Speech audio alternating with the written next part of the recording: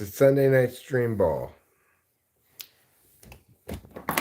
Why is it called that? Well, I'll tell you. It's because we're watching Sunday Night Football. Me and my wife, Rachel. But I thought, wouldn't it be more fun, really, if we were also live streaming? I thought I'll have the football game up, muted. I'll have the chat up. We can chat about whatever and watch football. It's going to be halftime pretty soon anyway. And you know what halftime means. Halftime means full time on killing time because it's nothing but commercials. All right, so let's find the live stream. Right here.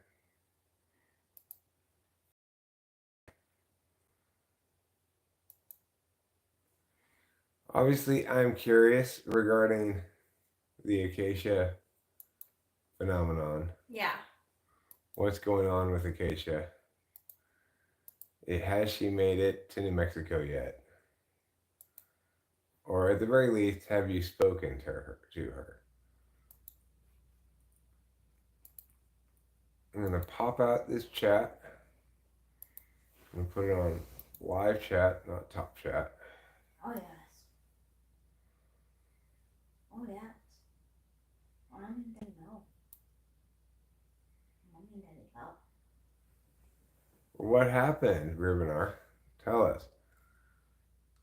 You got on word, you called those places. And what else happened?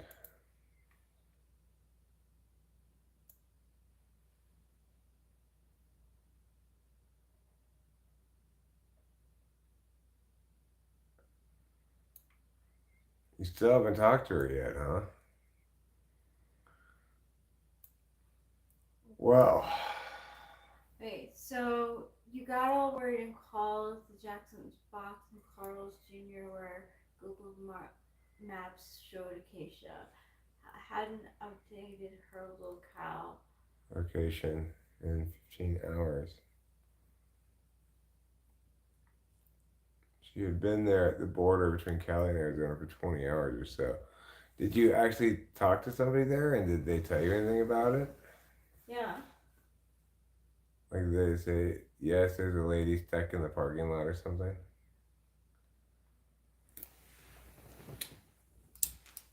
Obviously, that's very concerning if you haven't heard from her in such a long time. I would be concerned too. Yeah, I'd be panicking right now, for sure. Yeah.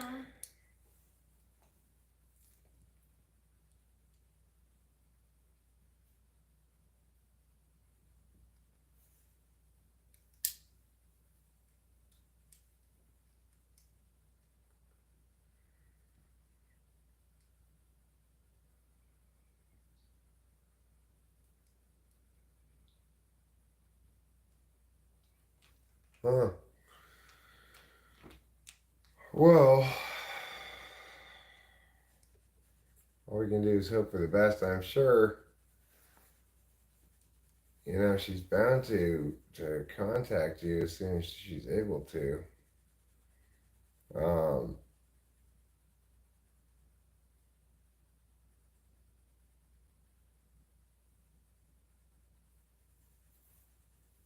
Okay, well, that might explain it, but it doesn't explain why she's so late, does it?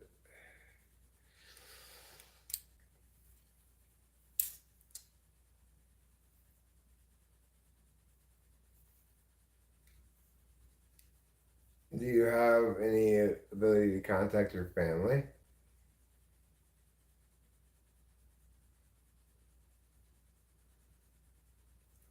Hopefully that's correct, but it shouldn't take her this long to get there, right?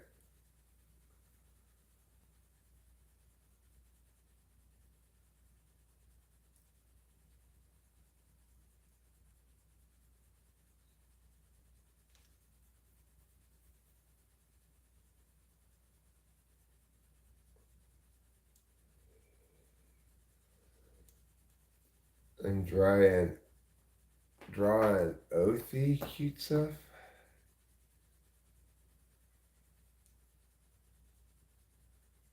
Okay, well, if that's the case, then there you go.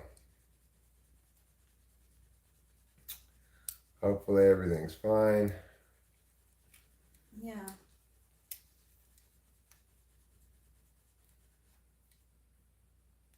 Other cute stuff. I see. Are you watching the Raiders versus the Jets at the same time?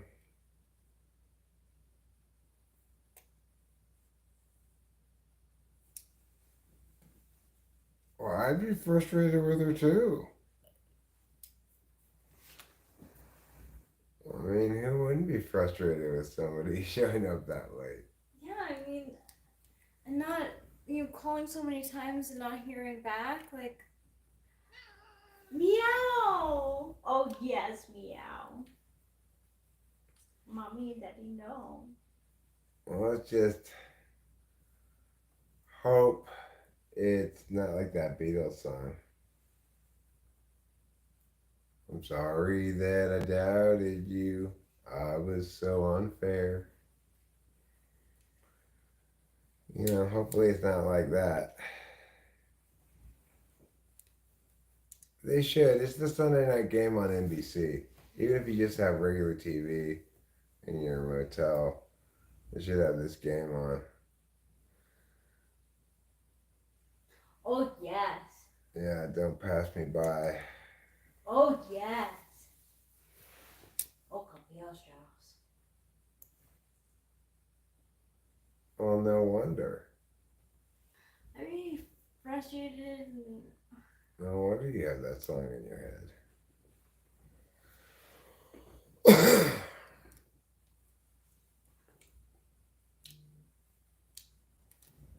Oh my gosh, oh my gosh, oh my gosh.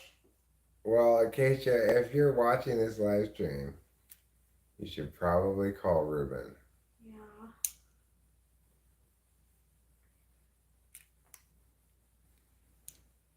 Okay, Ruben. That's fine.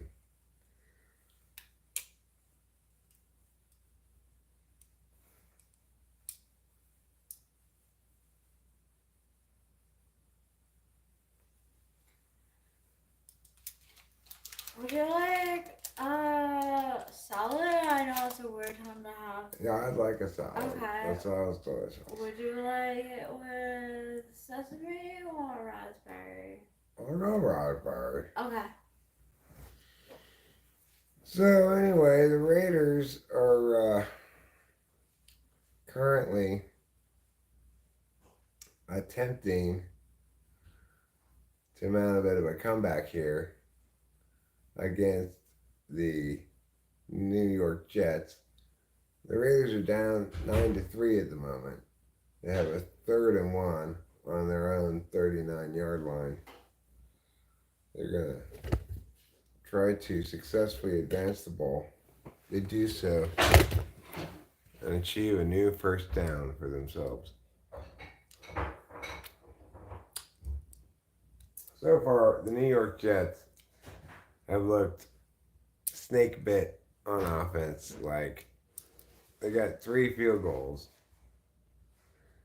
They showed a statistic that the Jets have a 3rd down conversion rate of just 22%, which, if it stands like that for the rest of the season, would be the lowest 3rd down conversion rate in 50 years.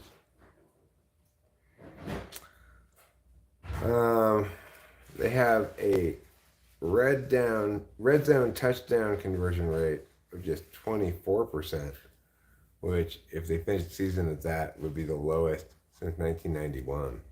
So, 30 years. So that's a pretty anemic offense, The Raiders are looking good. Devontae Adams is having a good game. If you have him on your fantasy team, you should probably be pretty happy right now.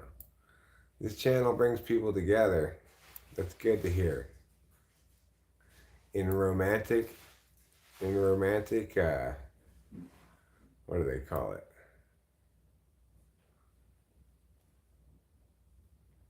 Romantic getaway?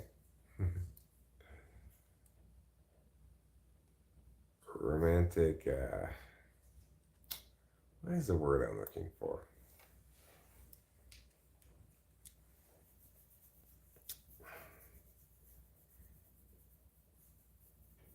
Sneak away romances. Even for me, it's true. This channel got me Rachel. Without talking to famous people, I'd just be a lonely old man without a wife who gets carded for cigarettes. that just trips me out. Like, and I said to Rachel, what must people think when they see us together if you're getting carded for cigarettes and you're 38 and I'm getting offered senior citizen discounts and I'm 52? Well, she said, obviously, your daughter. Oh, yeah, that must be what they think.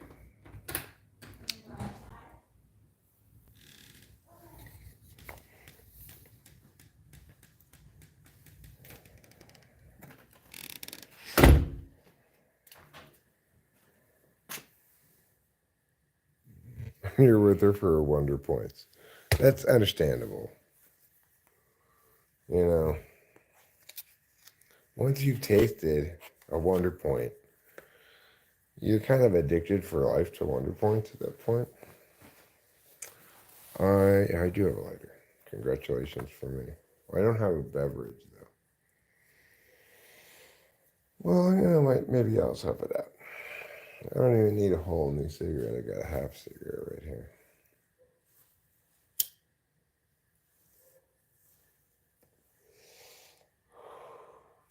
This channel has caused and been responsible for, or been the meet point of multiple couplings. Multiple. Meaning more than two, even. Including 2 marriages, at least. 3 marriages, I'm sorry, including my own. 3 marriages, at least. That I know of. Magnus and Liz, Eric and Rachel, Abraham and Susie.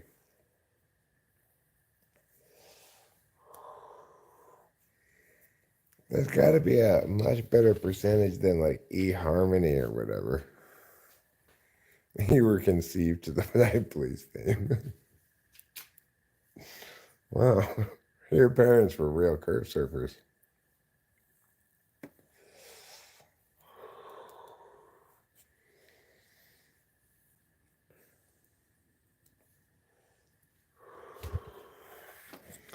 And then we have some people who are a couple who both come here but didn't meet here, like Carrot and Fly Guy.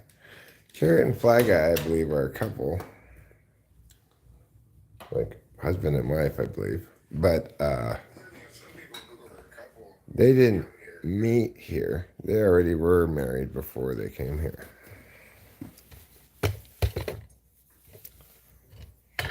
Did I try Christian Mingle? No, I didn't.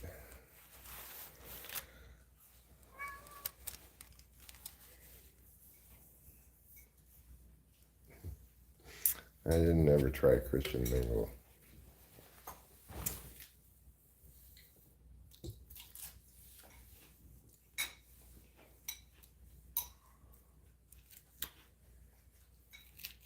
Should be a dating site called Salad Lovers that dates people to each other, matches people to each other based on what kind of salad they like. Yeah. That's some salads. Mm-hmm.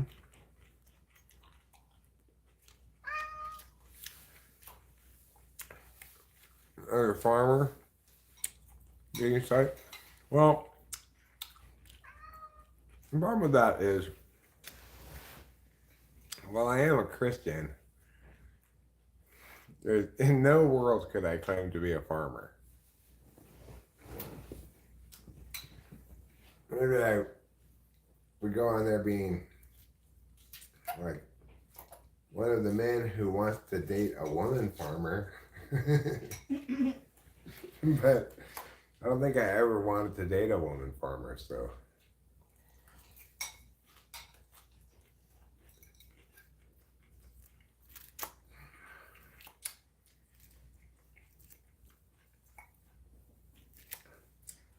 Anyway,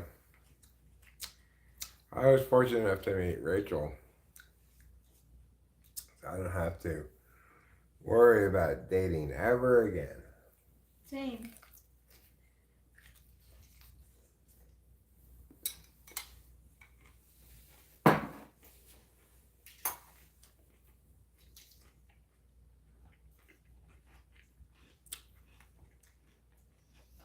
So, Ruben, do you have like a time frame that you're looking at where like it's like, okay, what's the plan here? So we know that she's like usually late. I mean, I hate to say it, but at some point, I would probably find myself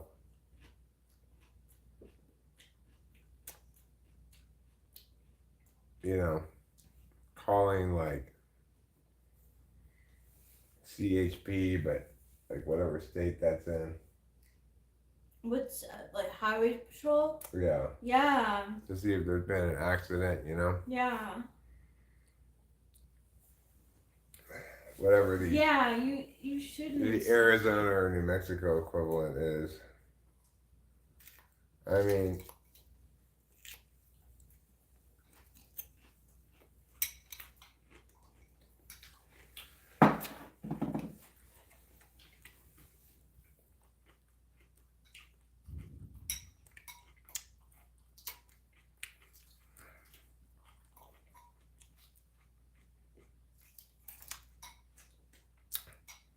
well, she was doing great and she was going to take off soon from where?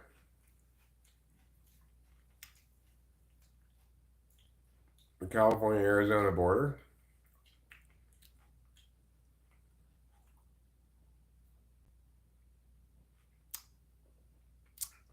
Yeah, I get it. You don't want to overreact.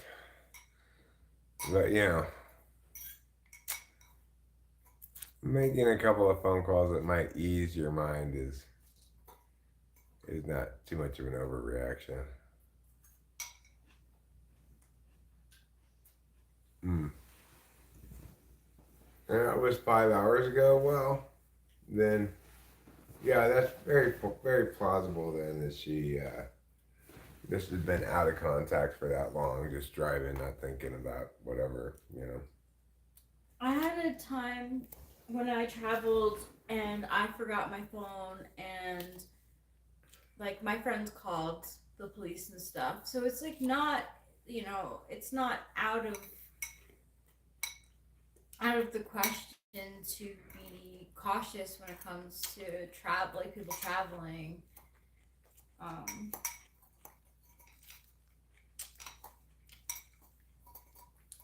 So yeah, before you go to sleep, like,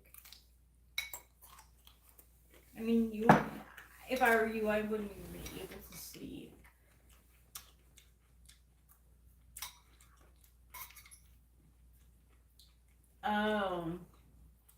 She gets in her zone and also blocks off her phone, so she turns it off, or like turns it on silent. I put on do not disturb even, While driving, I could understand that.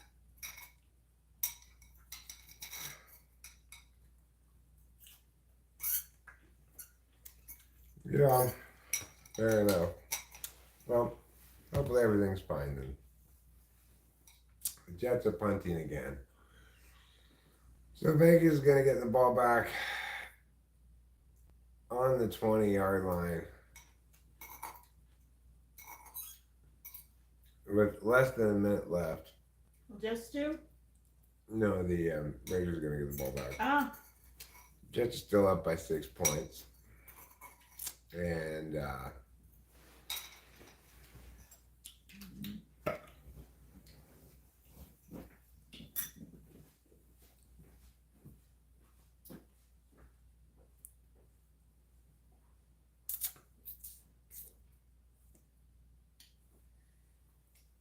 maybe part of the issue is the CHP is the California Highway Patrol, but that's just for California. If she's in Arizona, you have to look that up and see what it's called. Yeah.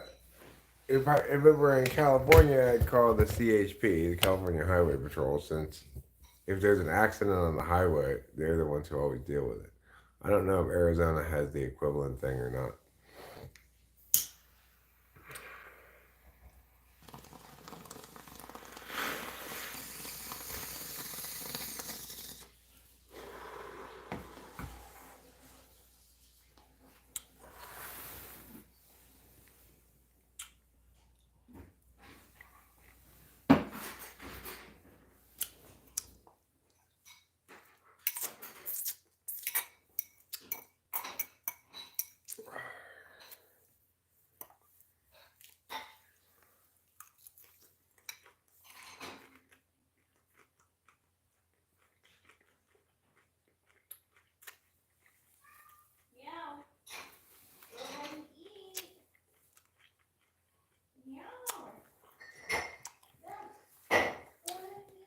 Well, Josh Jacobs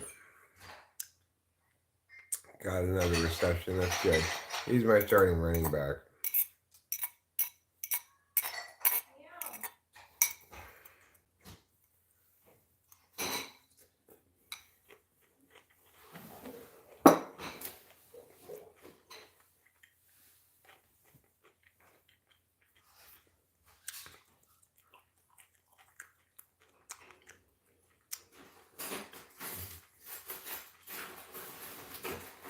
How does starting running backs go?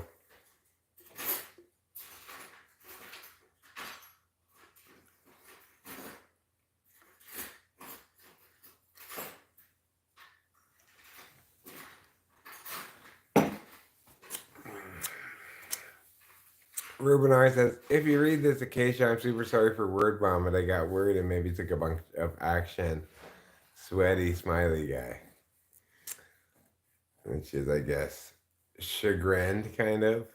Stressed smile. I don't know what that emoji is exactly. Let's see what it says. Grinning face with sweat.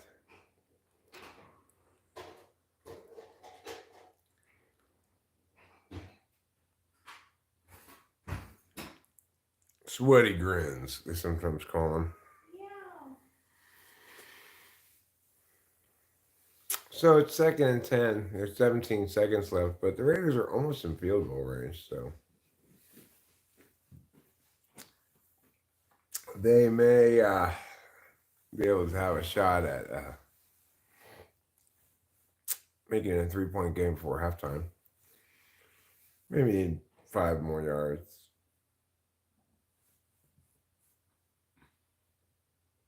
For a makeable field goal. You probably make it from there even. That'd be like a 55-yard field goal.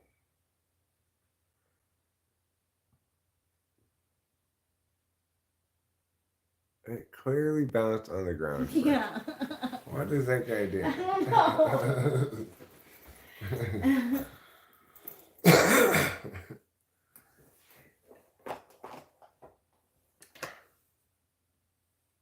I don't want to make her feel worse because she's already pretty down on herself, but you know, we were all concerned for you. Oh, she's down on herself because I teased her for taking a long time leaving. Oops. I don't want to tease my supervisor and get in trouble.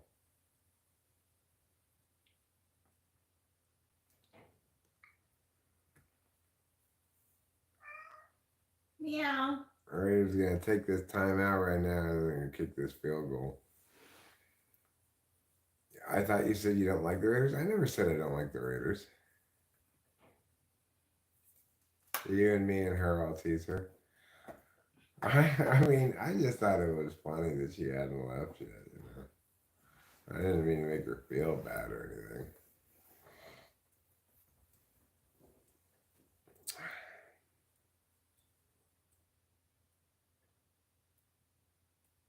Fourth and 9.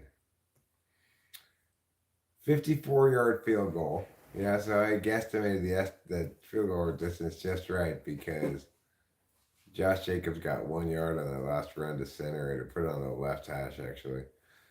Which is probably where this guy likes it to be, I guess. 54-yard field goal. And it is good. 45% make rate on that field goal. But he got it. Piao.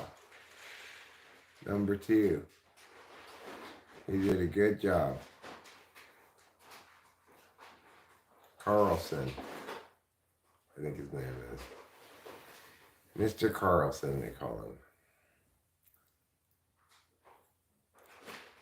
Because in football, they don't call people by their first names. They call them Mr. their last name.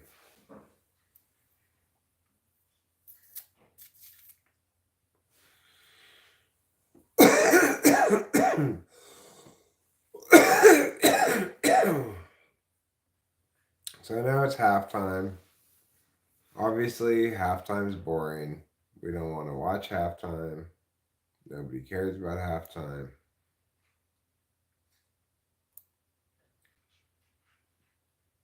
Though I will admit, I am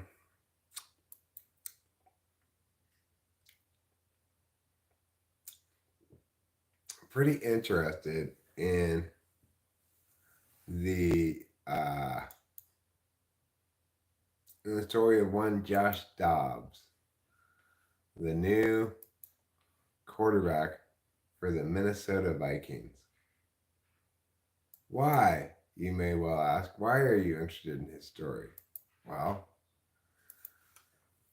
because he's like not even a real quarterback, really. He was like a fourth stringer, and then he joined the Vikings, got traded to the Vikings. Before he could learn any of their playbook or anything about them, he was thrust into his first ever playing time, I think, in the first week he was with the team. He got thrust into the game as a backup, and then this week he got his first start ever.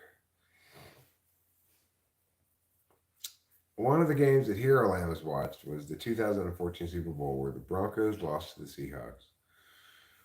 Well, I don't really remember that Super Bowl, but I'm not a huge professional football fan, you know.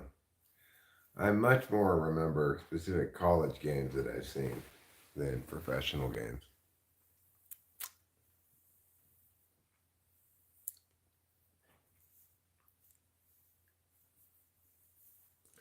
I could use another haircut here pretty soon. You know, my mustache hair is starting to tickle my lip too much. In general, I'm feeling like a hairy Bowberry. Whenever I feel too hairy, I feel like Prince Harry, which makes me feel like I'm married to Meghan Markle. No. Yeah. So I don't want that feeling. You're bad with dates. Do you know what year Columbus discovered America?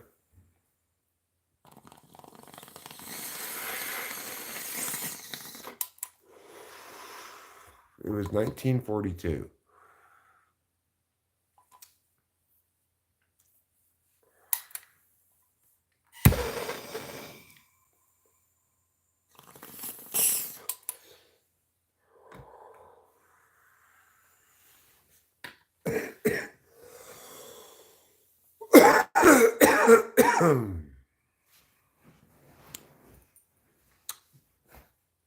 You know that one because it rhymes with the thing?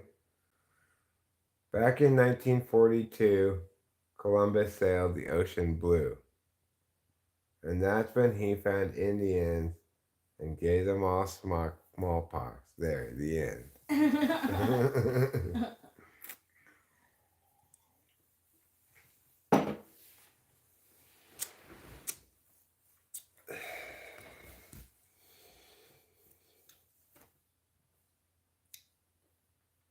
So, yeah, it's a pretty chill Sunday here in Mariposa. Rachel and I had a lovely lunch at Birdie's Cafe, which is over the Triangle Road Market.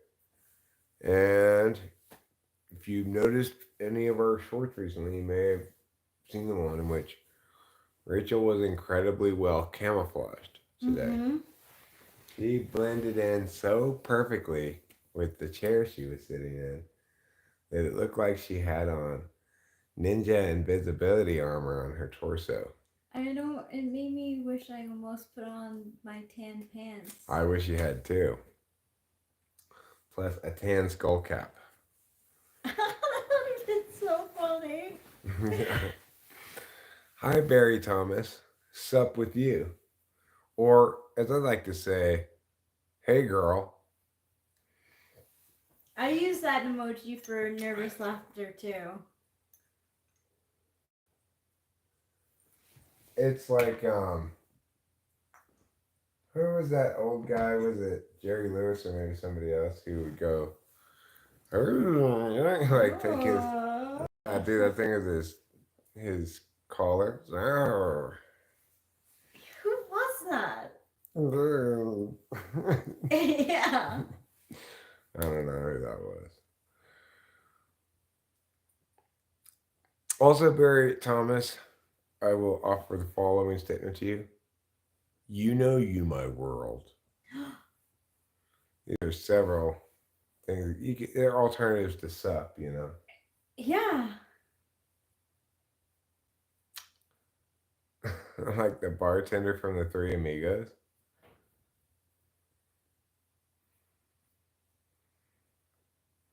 Yeah, I know who you're talking about, I think.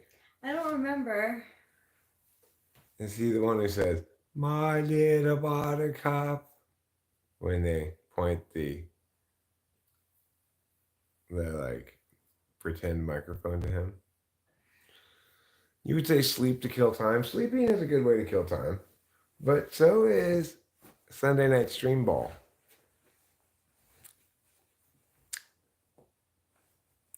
This town's getting too rough for me.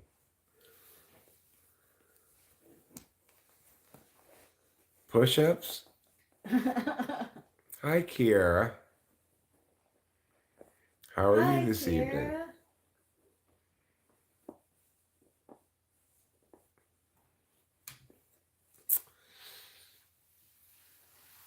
My little buttercup.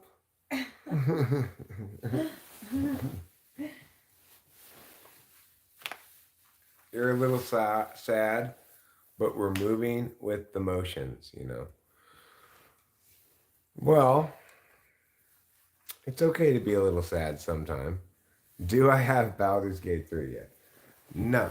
I actually tried to get it one time, where I was going to get it, but I could not pass the Steam captcha. So I gave up. I threw up my hands in failure and I gave up. It turns out, am a robot. Yes, I failed the Turing test. I think there's something wrong with their captcha because I tried it multiple times. They just kept saying I got it wrong no matter. I mean, okay, pick all the pictures that have a bus in it until there are none left. I mean, even if I'm like, say, on occasion misidentifying an antenna from a bus as part of a bus and it shouldn't be qualified as a bus.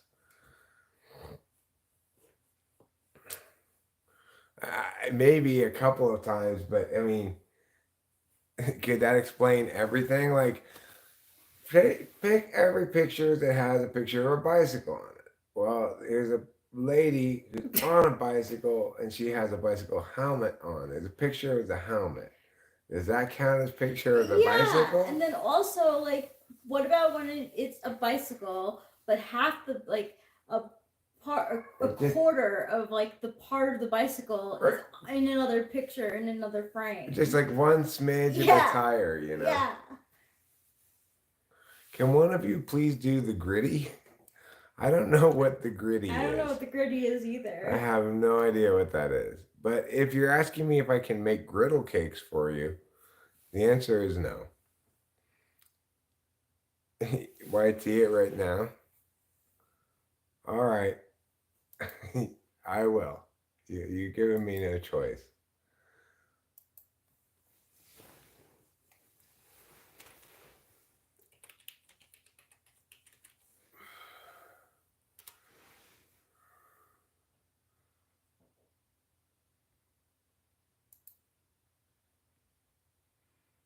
All right, let me watch the gritty.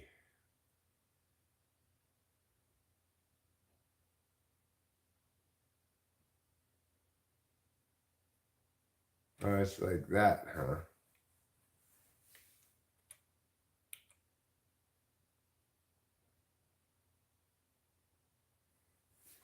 Let's see if I can do the gritty.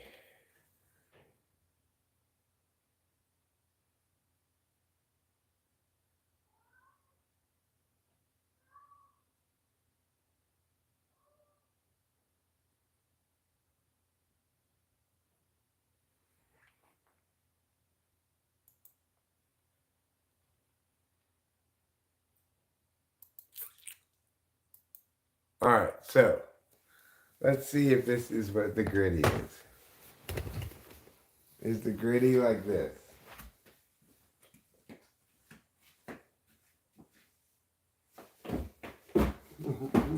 Yeah, you definitely have it though. Is that the gritty? You did it.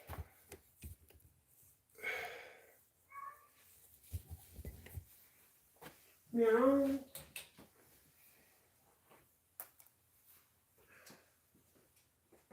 You want to go outside again? He wants to follow his sister.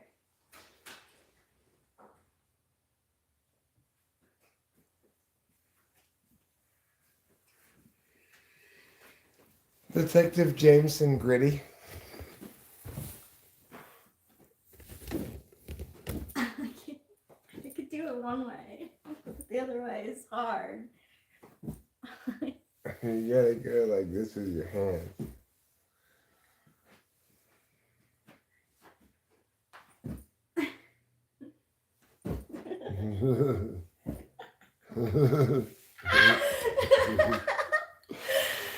There.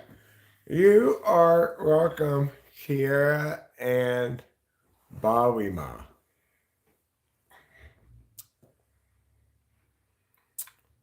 You are welcome.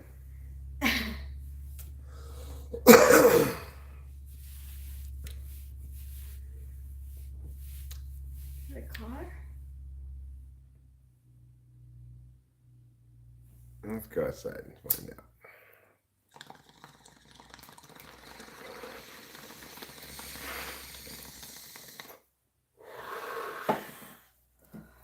More likely to be a low-flying plane or a helicopter.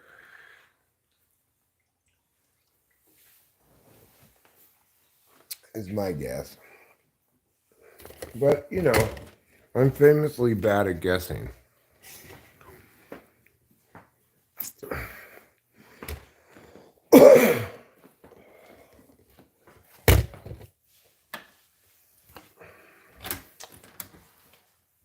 I was voted worst guesser of 2023. And the year's not even over yet.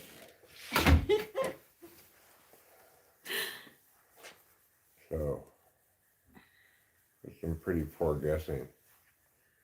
It's a New moon tonight, meaning you can't see the moon. That's probably why it's such a good night for looking at Uranus. Uranus, yeah. Grow up, I everybody. don't know where it is in the sky. I'm gonna look. It's always a good night for looking at Rachel Venus. But you can't see it. I do every night before bed. All right, Rachel, it's anus inspection time.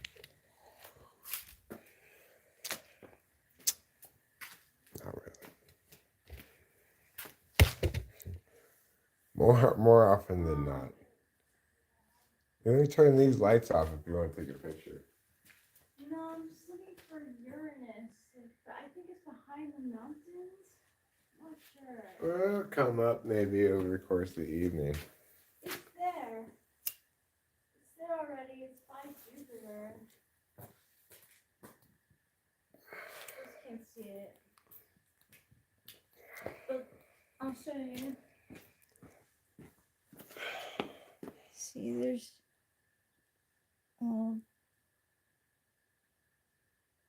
there's Jupiter. And there's Uranus. So. I see.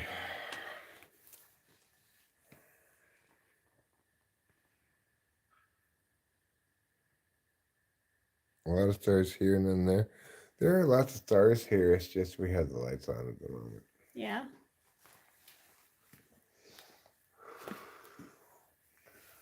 Uranus looks kind of like an aqua color.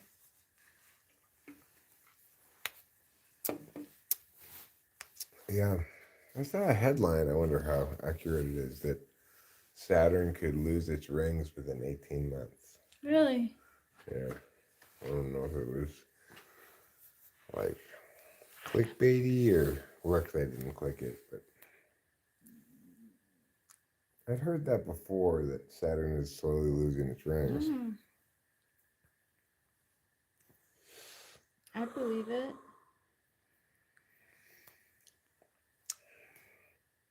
Man, it's chilly out here, huh? Mm-hmm. I'm ready to go back in.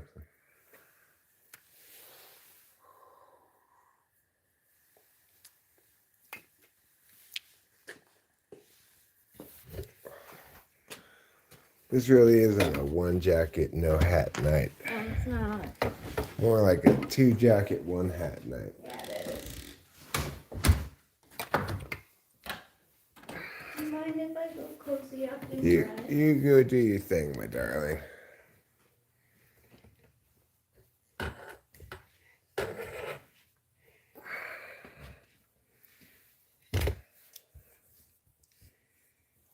So you're trying to say that Saturn's rings are leaving because Saturn's been abusive? Well, then I don't blame the rings for leaving. I'm proud of them. Yeah, me too. Saturn's been gaslighting those rings this whole time. Like, you're nothing without me. You're just a bunch of space dust.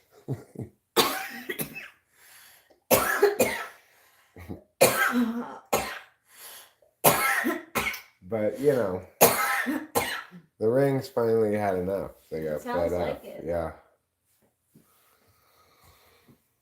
All right, darling. I'll see you in bed in a little while. Okay, I love you. I love you too. Yeah. You're my special lady. You're my special man. I'm gonna watch some bread. Okay. So I'm gonna probably make an effort to watch the second half of the Raider game here on Sunday Night Streamball. We'll see how halftime's coming along. Probably still a little halftime left, I would guess.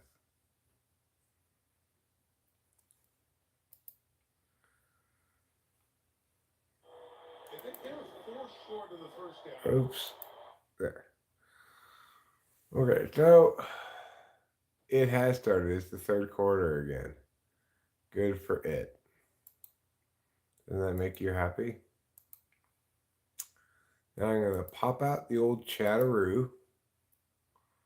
I'm going to switch it from top chat to live chat so that even intermediate or low level chats can be seen. It's a favor I like to do sometimes.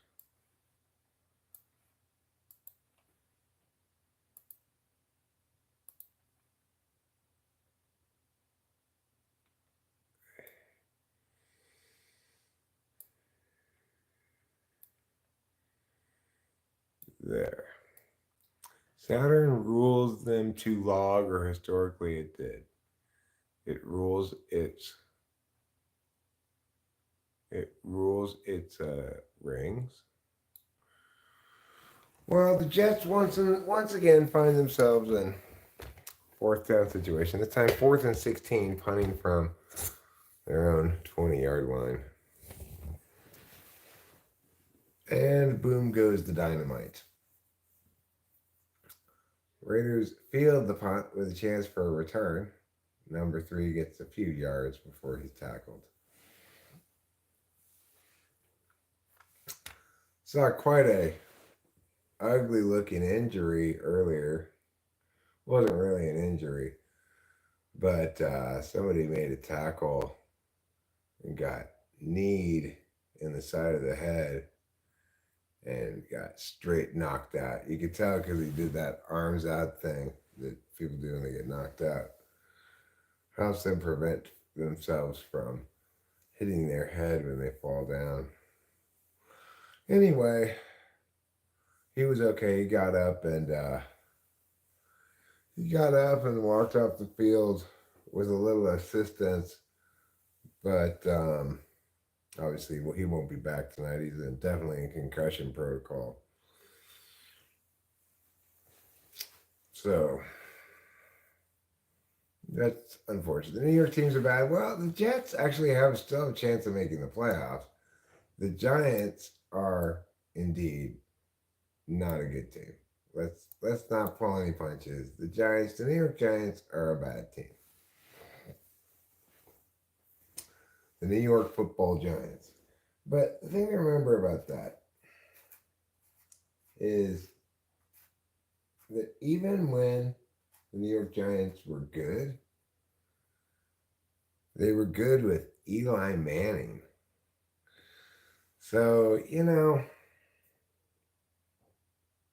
it's like even their good teams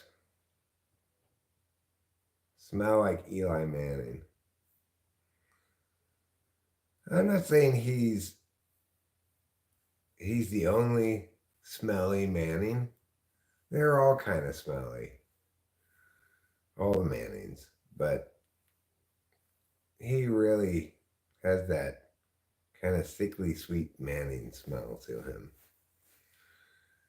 They're just so precious, aren't they? I don't want any more Mannings. There's a third one, I believe, named Arch. I don't know what happened to him.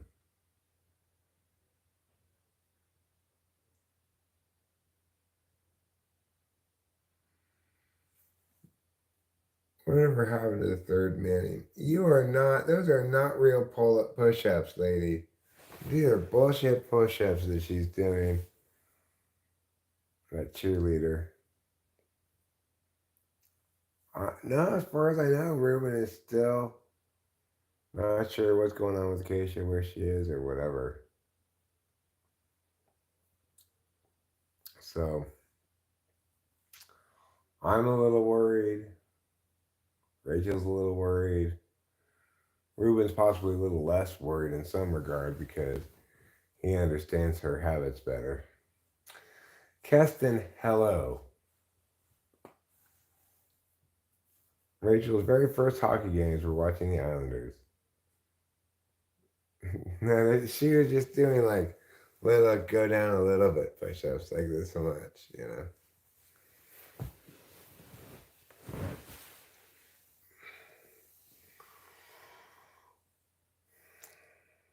Now the Raiders are handing the ball off on an end around to one of their wideouts, number 11, whose name is Myers. Oh, that's Jacoby Myers.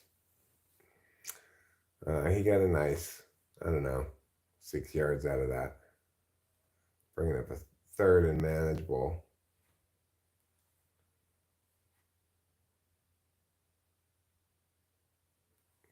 and 4, maybe 3rd and 3. So, good for them. 3rd and 4 is what it says here on the old TV screen.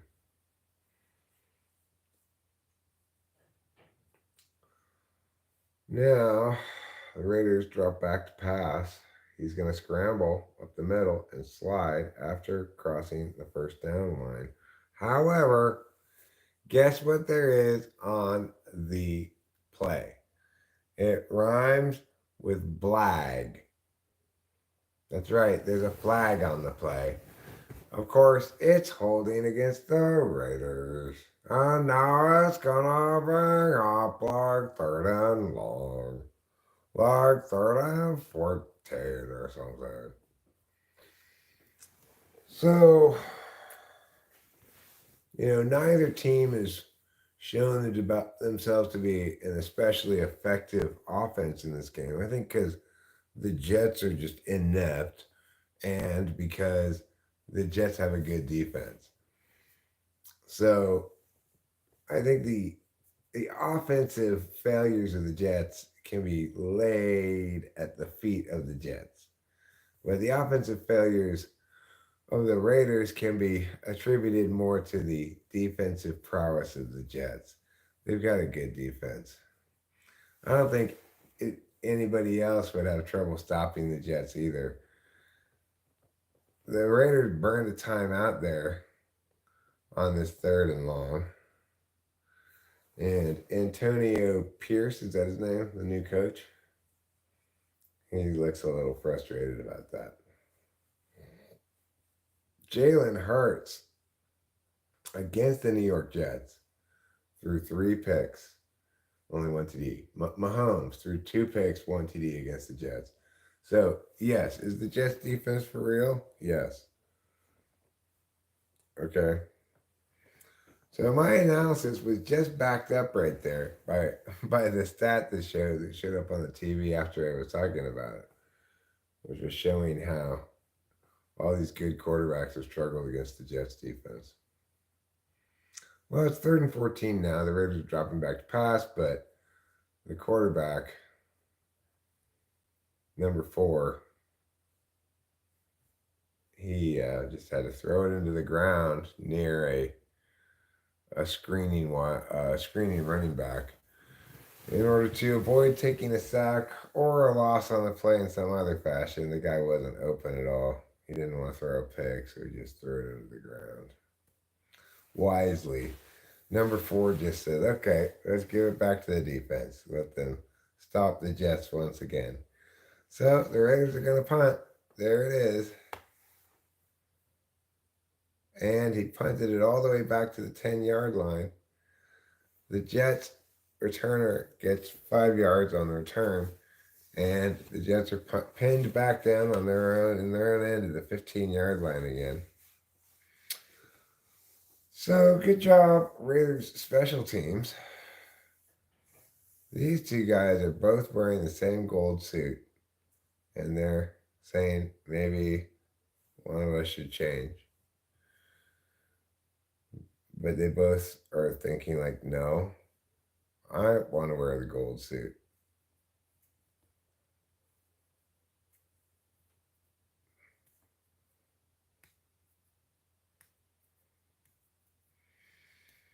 It's a Progressive Auto insurance commercial. The Hyundai Getaway Sales event is on right now. And you can get 0 payments for 60 days plus up to $2,500 cash back for well-qualified buyers only. If you're not well-qualified, forget it. Forget it. Hyundai doesn't want to give you any cash back. Now, right now, thanks, Rachel. I appreciate it. Right now, Subway is having a deal on sandwiches. You can get a free footlong with the in-app purchase of another footlong through November 17th. Don't miss this opportunity to double your footlong values. Remember, it's only on the app, so you're going to have to download the app from the App Store if you want to take advantage of that deal. Next, we have a commercial for the NFL. It's like, I'm already watching the NFL. Do I really need to see a commercial for the NFL? Pour la cultura, it says. For the culture. Oh, it must have been a commercial for Mexican NFL. Now, there's an advertisement for a new show, Barmageddon, and guess who is featuring? America's most beloved drunk, Blake Shelton. He's going to be on that show, Barmageddon. It's a bar-themed game show. And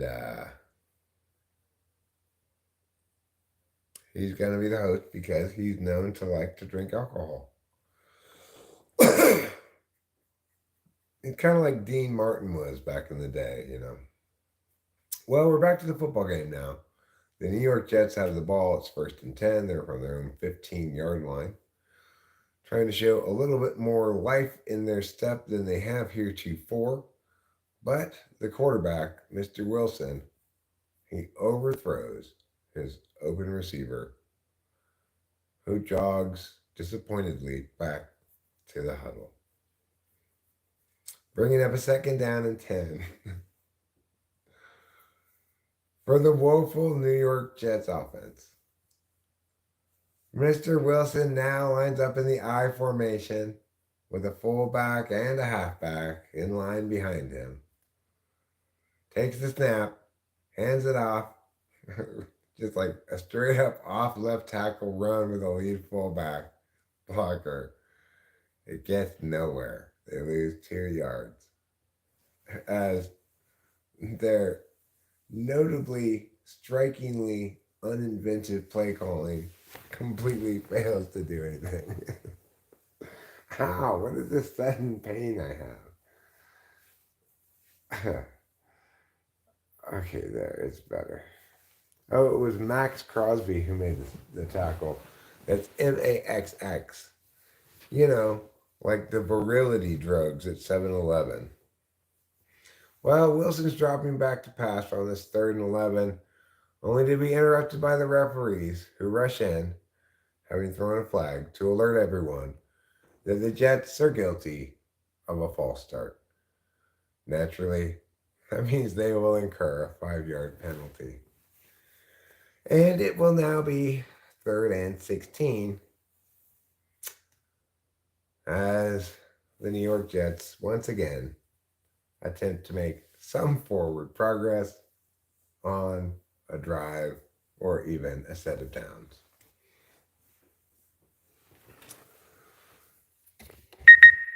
How, you may well ask, has the New York Jets already gotten 9 points? I mean, I'm not sure I even remember. They must have gotten a turnover close to their own, close to the end zone or something. Well, Wilson's going to try to scramble for it on this 3rd and 16, and it's going to come up a good 4 to 5 yards short of the 1st down.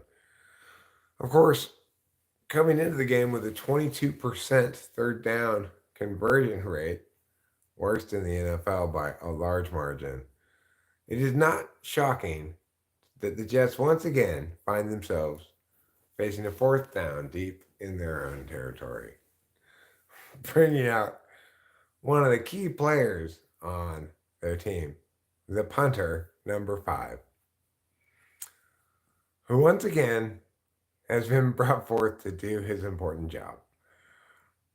He punts the ball away, and the Raiders are going to receive it with a chance to make a return. Number 3 goes sprinting up the sideline. Wow, big special teams play for the Raiders. He must have picked up 30 yards on that return. Maybe 25. And it didn't look like he stepped out of bounds prior to where he got pushed out of bounds.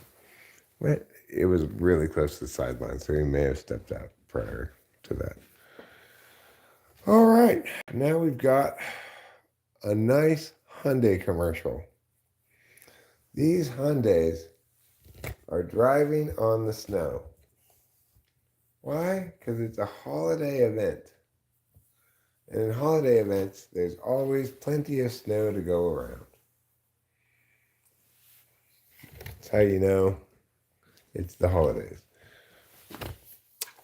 On a car commercial. There's snow in the commercial. Now we've got a commercial for Dick's Sporting Goods. Next, Wendy's. Wendy's is talking about their big bag of food called the Big Baggie. They're saying how, look, it comes with a lot of food for a small price. You should purchase one. Next, we have an ad for the Today Show featuring promotion for the Macy's Thanksgiving Day Parade. Then, the National Dog Show is on after that. Plus, at 8 p.m. Eastern, this is all for Thanksgiving, the 49ers versus the Seahawks. What a game that will be. It's all on Thanksgiving Day here on NBC, streaming on Peacock. Don't miss that exciting Thanksgiving Day lineup.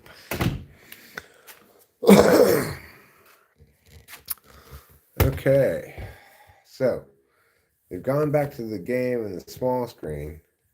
In the larger screen, they're showing this extra T-Mobile commercial. I personally am not a fan of T-Mobile, but that's just me. If you'd like to go with T-Mobile, go with T-Mobile. Then there's an additional mini ad for Barmageddon, which will be playing on the USA Network tomorrow at 11 o'clock. All right, now we return to Las Vegas, where the New York Jets are playing the Raiders. The Raiders have the ball, down by 3. It's in the third quarter. They have a first down from the Jets' 45. They're already maybe 10, 15 yards away from field goal range. The first run, though, amounts for them no more than 1 to 2 yards of progress. Alas, say the Raiders, our running game is too uncreative to produce results. We just keep running it up the middle on first down.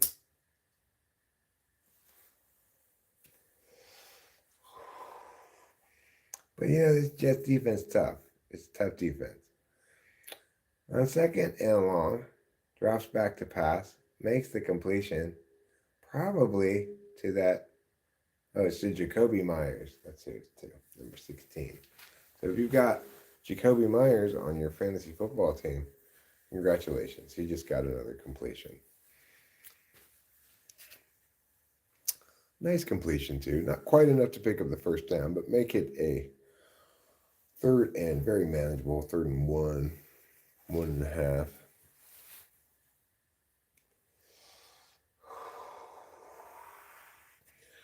The TV called it 2, 3rd and 2.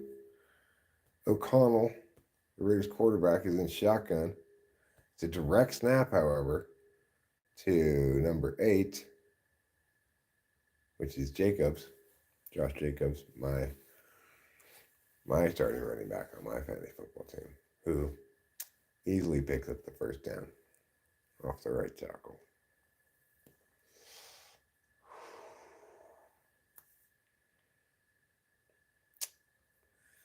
So now they're pretty much in field goal range, but as one can almost anticipate, as O'Connell dropped back to pass, he gets sacked, pushing them back out of field goal range. Of course. It's like, it seems to me coaches don't appreciate the value of getting the points you can get when you get them. Like, all right, we're already in field goal range. Don't get sacked.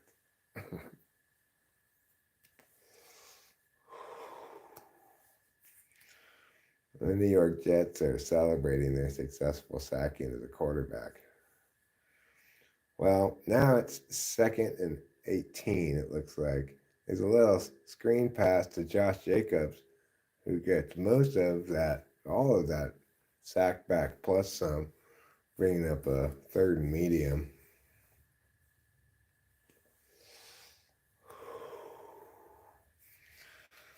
So the Raiders are back in field goal range. If they don't get the first down, hopefully they're smart enough to kick the field goal and tie the game. I see some questionable decisions by coaches these days, if you ask me.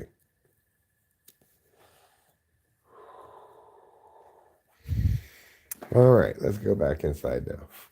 Wait, let's watch this play first. So O'Connell drops back and he passes the ball to number 13, who on 3rd and 6 gets close to the first down, but it looks like they're going to place the ball about 6 inches short.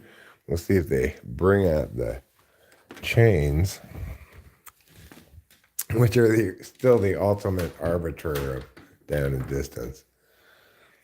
They haven't been replaced by something more high-tech, surprisingly. Ow. Stop doing that. You're going to break your finger one of these times. I'm carrying this tripod. I shouldn't put my fingers in between the legs and the center pole. 4th and inches, they're calling it. And O'Connell is up under center naturally. They're in a run formation. But they actually hand the ball off. No quarterback sneak. Looks like Jacobs got there by a solid foot or so. You know, he's not going to win any, get the first down by the most ever awards, but he got it handily enough.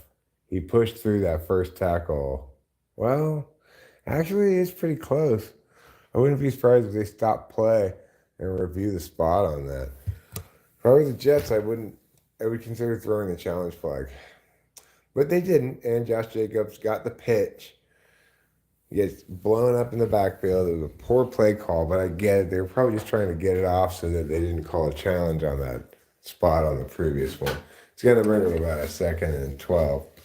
I'm going to be in the bathroom, so I'm not going to be able to keep you up to date on what's going on in the football game. But I will comment as follows. Based on what I've seen so far, I think the Raiders are going to win this game. I think they're going to win it because unless they turn the ball over, pick 6 or something, I just don't see the Jets even showing any ability to move the ball at all. I can't even remember how they got 9 points in the first place. I remember they had one big play that got them down within field goal range. Maybe there was another drive with a big play. I don't know, but this second half, they have looked like, Division III college football offense against an NFL defense.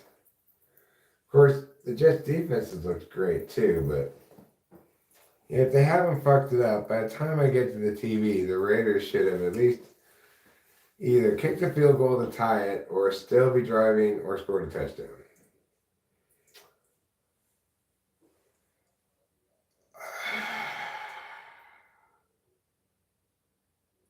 Well, that was a very satisfying urine. If I were a football commentator, I'd have to make sure not to drink too many liquids while commentating, or I'd have to go pee during the game. Then all the fans at home would complain. They'd say, "Ew, he's peeing while commentating the game."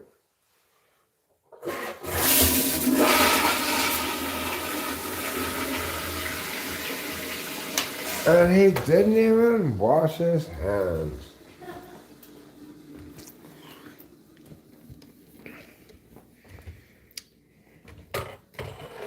So it is 9-9. The Raiders did kick the tying field goal. Good for them. I'm glad they didn't try to go for it ridiculously when they kick a tying field goal, Sometimes coaches do that these days. Everyone's a little bit go for it happy right now. Who else stroking in here? That's going to be just you on this one, I think, Louis Angel. You're all alone. Although I will say I'm impressed by your ability to stroke with one hand while typing into the chat with the other. It takes some ambidextrousness.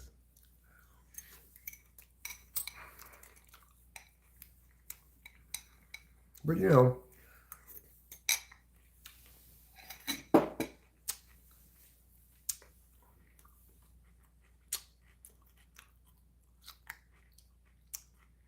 salad.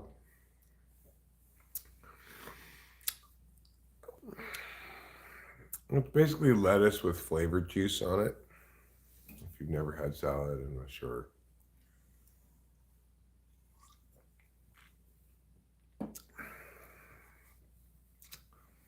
Okay. Boy, sensitive kitty.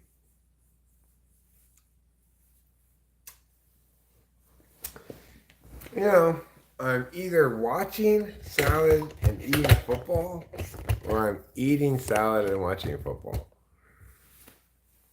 I always get those things confused. Because they're both transitive verbs. So anytime I've got two transitive verbs, it's easy for me to confuse them for one another. Currently, we're getting an advertisement for some college football coming up this upcoming weekend on NBC, including Nebraska versus Wisconsin, which should actually be quite an interesting game, although neither of them is currently ranked. They're showing the Raiders president, Sandra Douglas Morgan, Antonio Pierce, the Raiders interim head coach, and Champ Kelly, the Raiders interim general manager. I guess Sandra Douglas Morgan is not the interim president, though. She doesn't have any interim in front of her name. With a 9-9 game, if you've got either the Raiders defense or the Jets defense as your defense in your fantasy football league, well, they're not doing too badly today. There's still obviously a couple of minutes, 2.5 minutes or so to go in the third quarter, plus the entirety of the fourth quarter. But neither team is looking like, neither team is looking offensively potent.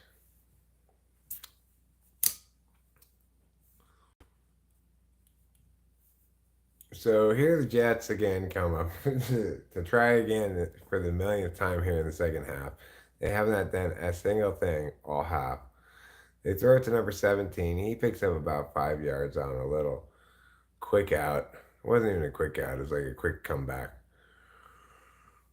Chris Collinsworth and Mike Tirico are broadcasting this game. I like Mike Tirico and Chris Collinsworth both. I think they're both good commentators. My favorite teaming up of commentators is probably Kirk Herbstreit and his partner on College Game Day games. I forget what his name is right now. But I also like Kirk Herbstreit and Al Michaels. Oh, the Raiders get a sack. And, yes, the Jets fumble. But they recover the fumble. So that's going to bring up a third down and long as the Jets once again show themselves unlikely to get past a single set of downs without punting. At least they recovered the fumble.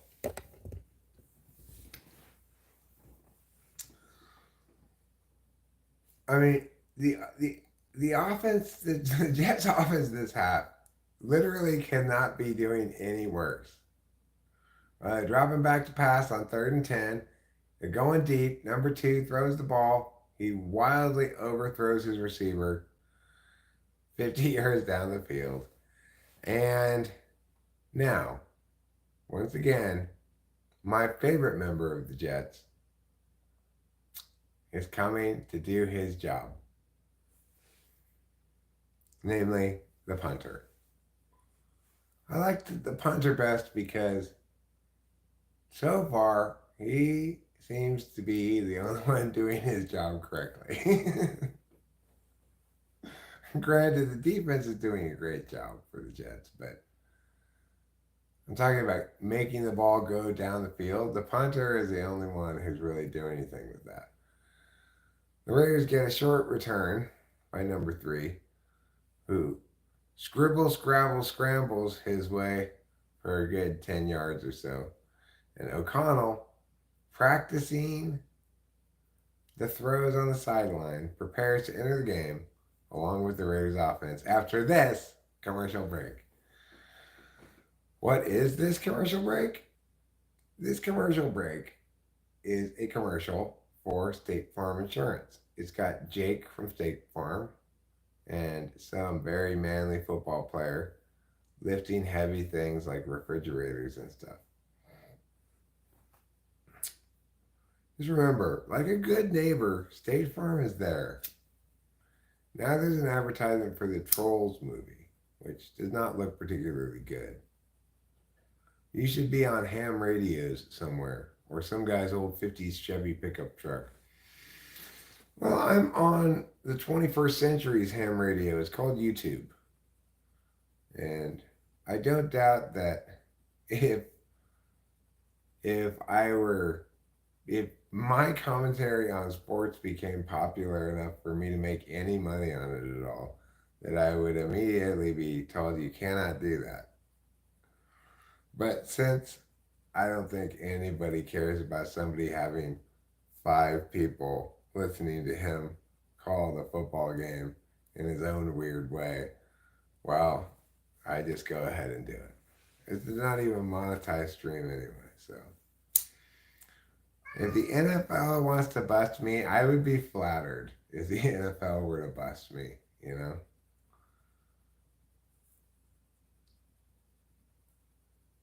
It hits different from a ham radio. You just talked to Acacia. She's all right. She passed out hard after a stressful day dealing with Grumpy Reuben. We had a nice conversation, made amends. I think she was just so tuckered out she just conked. Well, that's good news. How far away is she?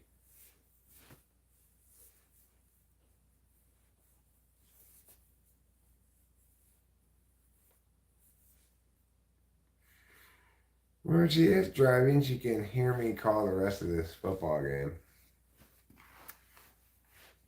while also reading the live chat if anybody were to chat anything. A couple people have, here, Lamb, Rachel, etc.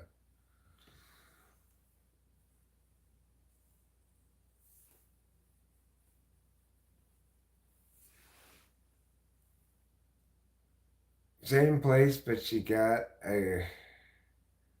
Oh, the Raiders dropped the pass. Now it's going to be 2nd and 10. O'Connell didn't really put it in a good place, but it did. 87 was able to get his hands on it.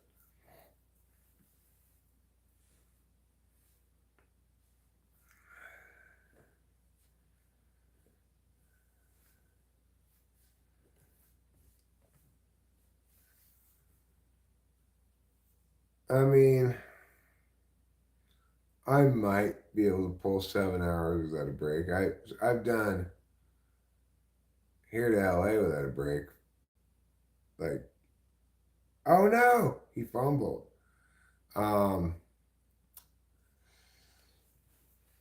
But I still probably stopped to get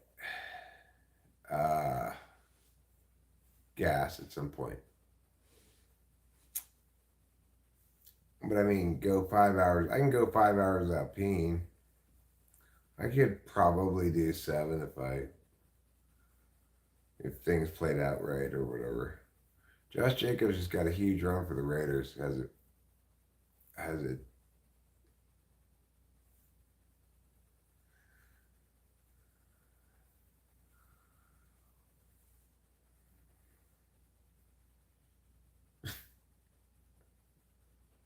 I'm sure she'll drive soon. I usually do too, but it's weird how,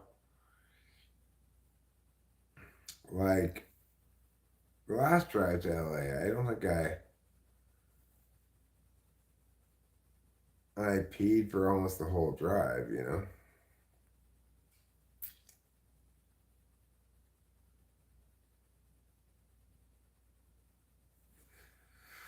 I don't like Jimmy Fallon. I'm sorry if you're a Jimmy Fallon fan. Yeah, well, I try to actually pee a full pee when I pee. I pee a full pee. I pee another pee. And when I'm done, I pee again. And then when I pee all the time. And everybody says, hey, man, look at him pee. Look at him go. He's such a peer. Whoa, whoa, whoa. The quality of your car interior really comes into play on a long drive. Hero makes an excellent point. For me, as I've gotten older, I can handle long drives less well. The Mini's pretty comfortable, but I need to put a pillow behind my yeah.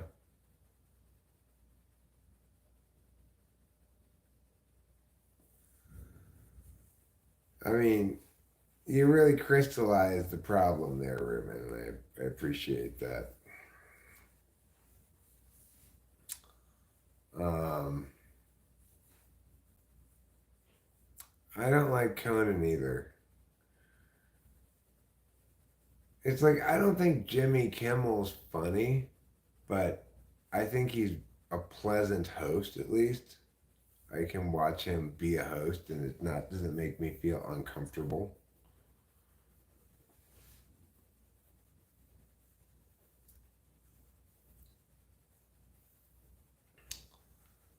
Whereas both Conan and Jimmy Kimmel make me feel uncomfortable slash nervous slash not in safe hands, you know?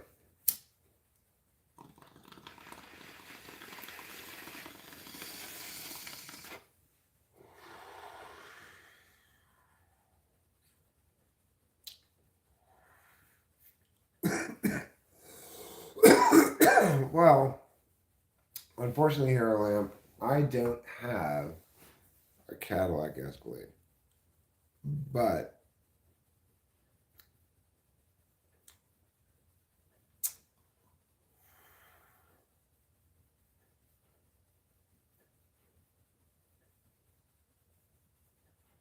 I will say this. When Corey was here visiting, we drove his Jaguar one time, and he let me drive it. And it was very comfortable to drive. Very comfortable. It was definitely more comfortable than the Mini Cooper.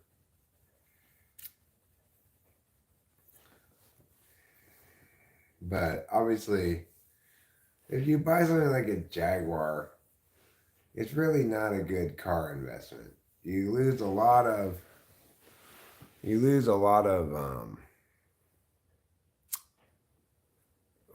value like as soon as you drive it off the lot that you don't necessarily lose that quantity, that percentage of value with regular cars. The Raiders scored a touchdown. Um, that's going to give them, if they kick the extra point, a 7-point lead. The Jets have plenty of time left. There's a whole fourth quarter left practically. But from what I've seen so far in the second half, I don't think the Jets can get a first down, let alone a touchdown.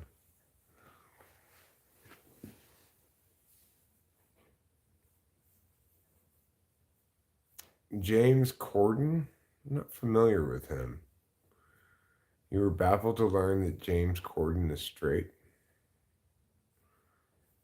Hmm.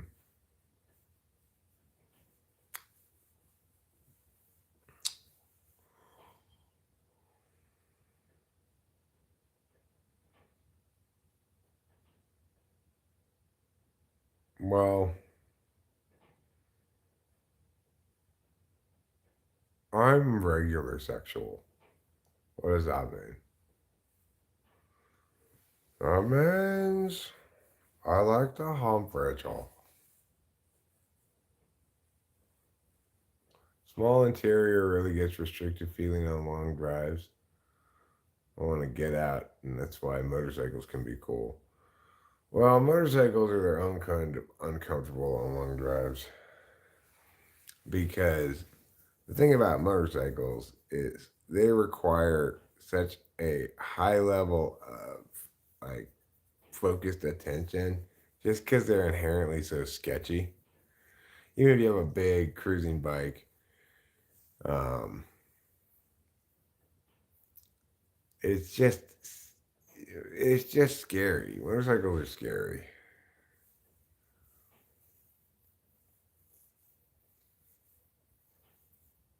The Mini is a great car for where we live now.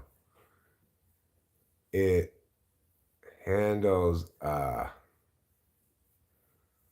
it handles these curvy roads really well. It's got a low center of gravity. It's got wide axle for you know it's wider it's wide to length ratio is large, whatever you call that. I don't know.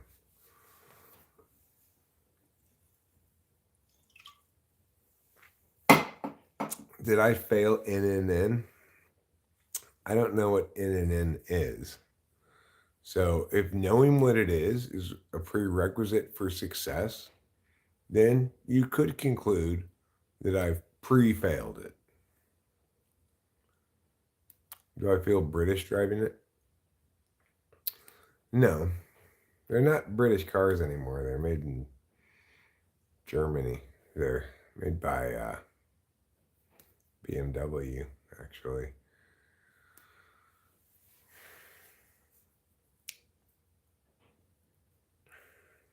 But, no, I don't feel like I'm in top gear. I don't have one of the sporty minis. I've had the opportunity to drive my dad's two-door Mini, which was fast, so fast, crazy fast. And such acceleration. You stomped on that gas, the thing flew. My car is not like that at all. Foremost, my car is a four-door and does not have whatever supercharged engine that two-door had. Also, mine's a stick shift. But that's also very good for where we live because it saves brakes. We have a lot of hills, and I don't burn through brakes as quickly because I got a stick shift. The Jets try a trick play, which does nothing. But at least they did get a first down so far in this drive. So that's progress for the Jets. Progress, not perfection.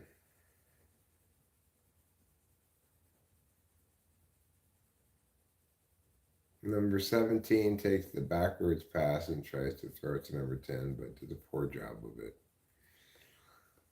Still, the Jets are in field goal range, and it's 2nd and 10. They're driving from the Raiders' 28-yard line here. Wilson takes the snap and shotgun, throws a quick pass to the running back out in the flat, but off target again, and turned the receiver around. The receiver made a sort of a half-hearted effort at the ball, failed to grab it, and then kind of shrugged like, "Hey, we're the Jets." Now Wilson on 3rd and 10 is again in shotgun, this time with a running back beside him to the short side of the field. Wilson scrambles out of pressure, is looking for some way to make progress in the field, but can only attain a 1-yard gain after avoiding the pass rush and seeing no open receivers downfield. In the replay, the highlighted Raider defender is number 5, a linebacker who had first dropped into coverage, then stepped up to play the scrambling quarterback and prevent him from making the yard to gain. Now the field goal attempt by the Jets is up, and it's good. With their fourth field goal of the night, the New York Jets close the gap to 4 points as the Raiders will get the ball back with 12 minutes left in the fourth quarter and a 16-12 lead. What do you think? Would you like to listen to football broadcast that way? This is a Honda commercial now. They show a Honda drone, fictional vehicles shown. How does the text says at the bottom? Fictional vehicles shown. Okay. So are you trying to sell me these fictional vehicles?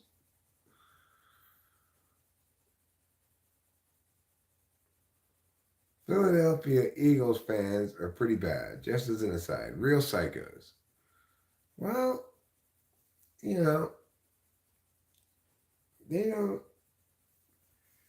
have a whole lot to do probably in Philadelphia. They may feel a little bit of like little brother syndrome to New York.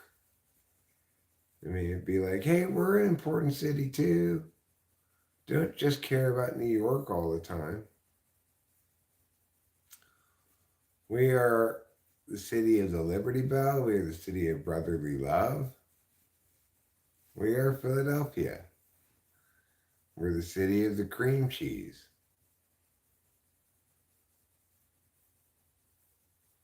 Really, that's what Philadelphia should spend more time marketing itself as. The cream cheese city. Because who doesn't like cream cheese? Everybody likes cream cheese. Would bagels even get eaten like 10% as much as they do if cream cheese didn't exist? Ask yourself that question. How many bagels would you eat if there were no cream cheese? Still a few, maybe. Still an occasional bagel here or there. But are you really going to get a lot of bagels without cream cheese? I could go for a bagel with cream cheese too, Rachel. Unfortunately, we live out in the wilderness. For us to successfully get like a toasted bagel with cream cheese from a Starbucks, we'd have to probably go to Fresno or something. We probably couldn't even make it on time. Philadelphia gets rated worst fan base. Well, that's only if you don't punish a fan base for apathy. If apathy matters, then Los Angeles surely has the worst fan base. It's the fan base, the Dodgers are the fan base that believes in arriving to a game in the third inning and leaving after the seventh inning. That's Dodger baseball fans, and that's like the most beloved team in the city. That and maybe USC football. Even then, all SC has to do is lose 1 or 2 games and the Coliseum's empty.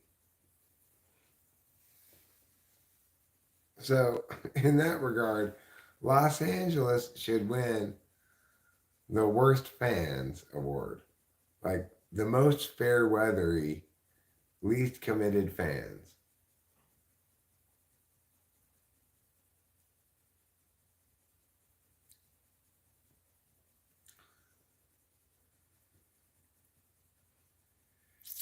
Josh Jacobs, you're doing okay, but I'd like to see you get a touchdown. That would really help my fantasy score if you were. There's a good run for you, Josh Jacobs. Good job. You got a first down. I don't know what the fantasy point deal is on rushing yards. I'm kind of apathetic because I watch Cowboys and they love to suck when it counts. Do people call him JJ? Josh Jacobs? I think they mostly just call him Josh Jacobs. I mean, they just spanked the hell out of whoever they played this weekend. I don't remember who it was, but they put up a ton of points. Dak Prescott, is that his name? Cowboys quarterback. He had a huge game today.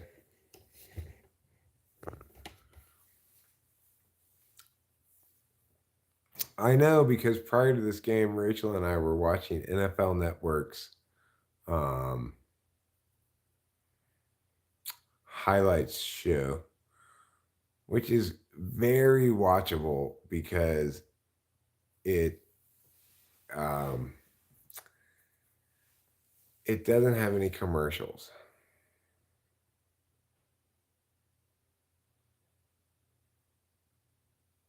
Do they call him Jace? Probably, yes. I'm going to say they do call him Jace. Even though his name is Josh Jacobs. Really, they should call him JoJa. That's what I'm going to call him from now on, is Joja.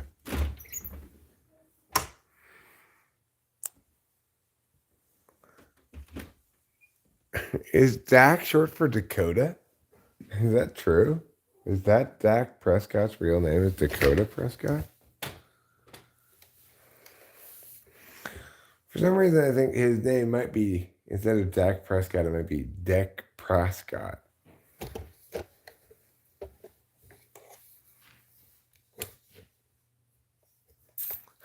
Yeah, Rachel talks a lot about Jace Kelsey. She doesn't seem too fond of Jace Kelsey. We both, I think, enjoyed his brother Jason Kelsey's appearance on Thursday Night Football. I think he did a fine job with Kirk Herbstreit and Al Michaels.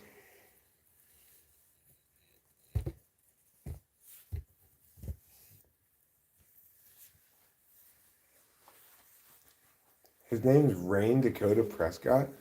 Why did they give him two girls' names? That's not very nice. Why didn't they just name him Pussy Lips Fallopian Tubes Prescott?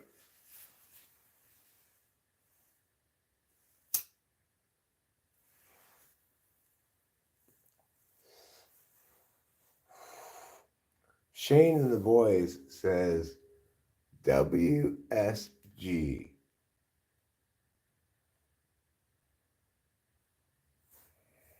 WSG. What? Some goose? Is that what that means?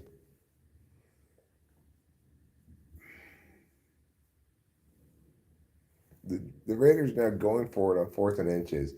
They hand the ball off to number 3, who scoots to the outside and gets a large number of yards. What is good? Well, truth, justice, and the American way. Apple pie, mom, a clean house, remembering to take the trash out on a Sunday. Football, the American pastime.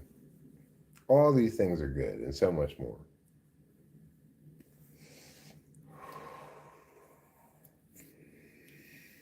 So the Raiders now have a 1st and 10. And they've got a 4-point lead. There's 7 minutes and 40 seconds left in the 4th quarter. Moving the ball nicely. But the Jets can at least hold them to a field goal. Given the amount of time left, they will have a shot to go down and tie it at the end of this game. Where are my girls at? Well, my wife is in bed at the moment in the other room. She's here in the live stream, but she's not here on the camera. She's listening on her phone from the other room. And my daughter lives in Los Angeles, so she's not here. One of my girls, namely the cat Capillo, she's in the other room. That's my wife.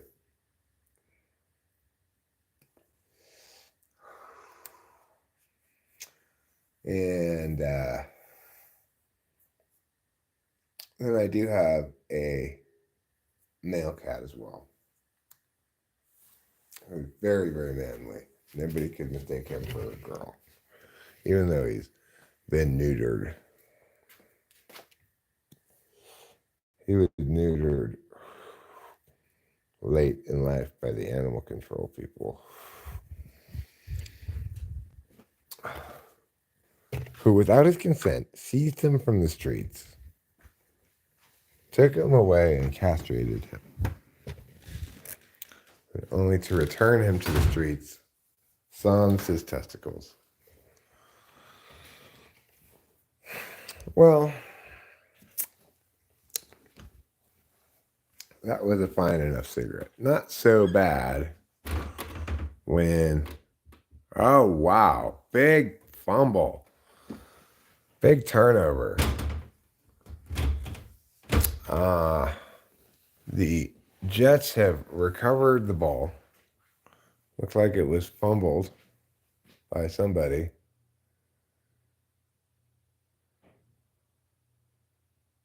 Yes, the ball's out. Not sure who was in possession of it. Doesn't look like Josh Jacobs. It was somebody else who was carrying the ball. And was dispossessed of said football. No, it was Josh Jacobs. And now the New York Jets have a chance because they're down by 4. They got the ball back.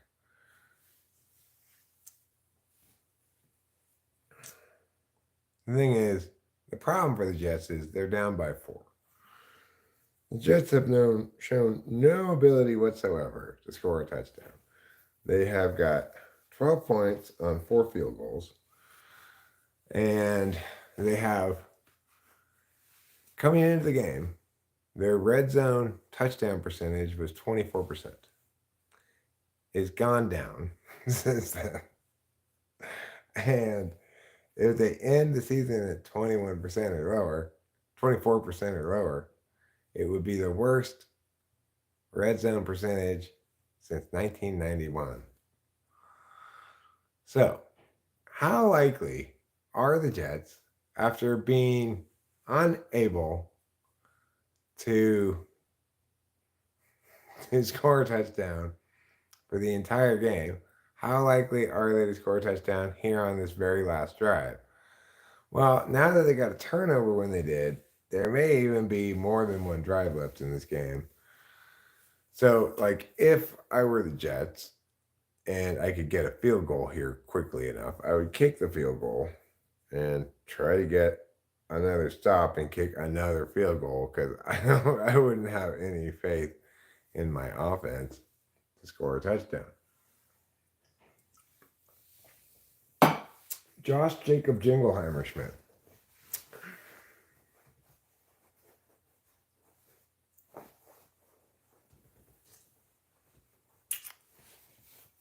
His name is my name too.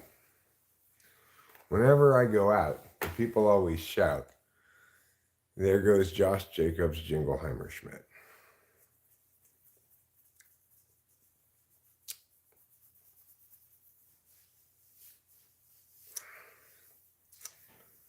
Well, apple spiced donut sounds delicious, but we don't have any such thing. And as indicated, the amount of driving and effort that would be required for us to go get whatever it is we feel like right now would just be way too high. Especially on a Sunday night. Who knows where we could find those things we're looking for. The Jets just completed a big pass, getting about 15 to 20 yards out of that. A first down. And a look of excited anticipation on their face. There's a nice sidearm sling by Mr. Wilson as the quarterback. He's up under center taking the snap on 1st and 10 from the Jets' own 40.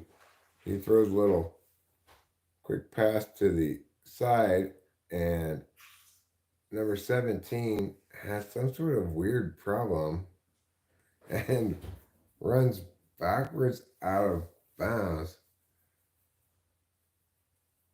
So, number 10, I'm not sure what happened with number 10 there.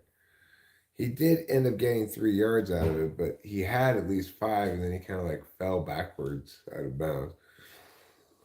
All right, Wilson drops back from the shotgun, throws a quick pass across the middle to number 20, who skips past the tackler, past the first down marker, and probably, I would guess, into Raiders territory.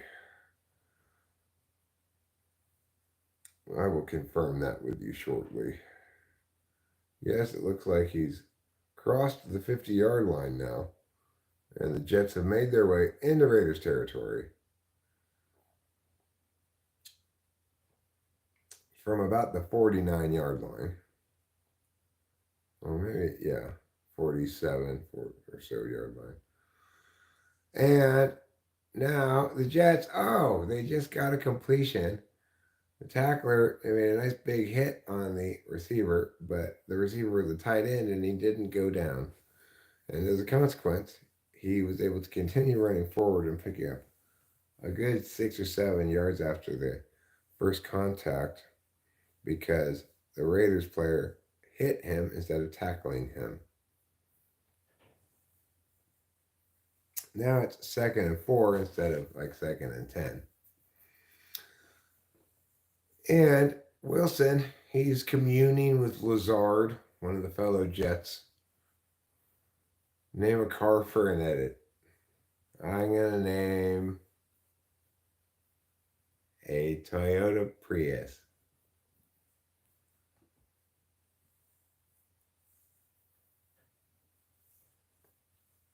That's the car naming. An edit, there's no such thing here. This isn't the TikTok. Huh, Rachel?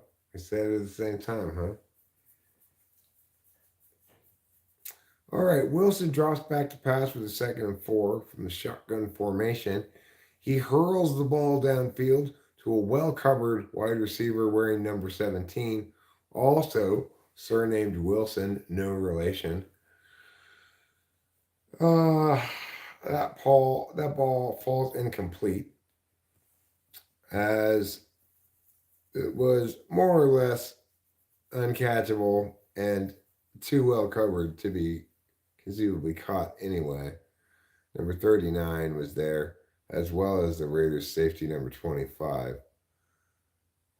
So you had a blanketed receiver that Jets quarterback Wilson just threw the ball up to with wishful thinking aplenty. However, on this particular completion, number 83, the Jets tight end, successfully catches the ball beyond the first down marker, bringing up 1st and 10 for the New York Jets. There are 0 yards after that catch as the Raiders make a good stout tackle, but too late. Wilson slings the ball here on 1st down. Incomplete. The Jets receiver wants the flag, is not going to receive it. And walking a little gimpy, Lazard is, after that attempted reception.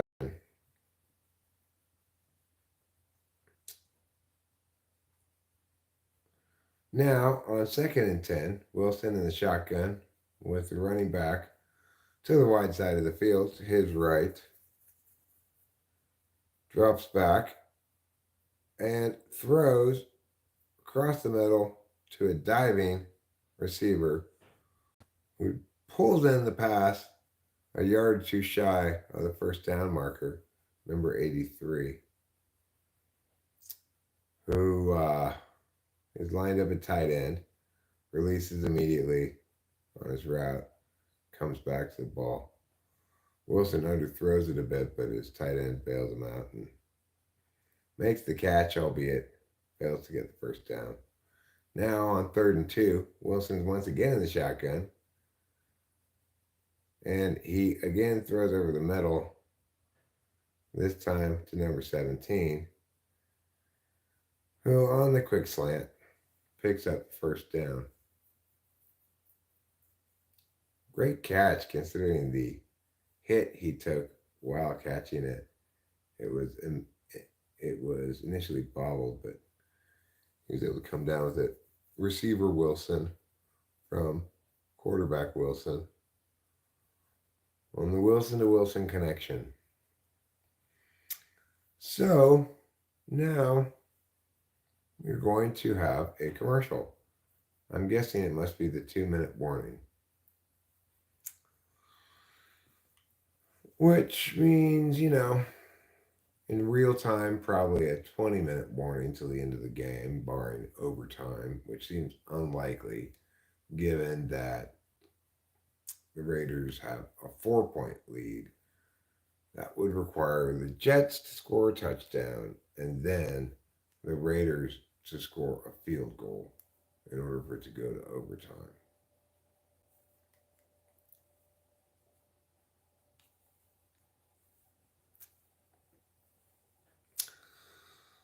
Currently, there's a commercial for Uber Eats